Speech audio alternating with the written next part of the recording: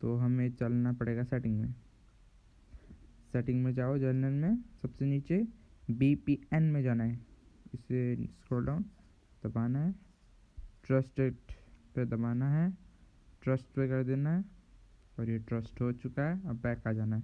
अब आपका Scarlett app successfully trusted और इंस्टॉल हो चुका है। ऐसी अमेजिंग वीडियो की देखने के लिए हमें फॉलो कीजिए।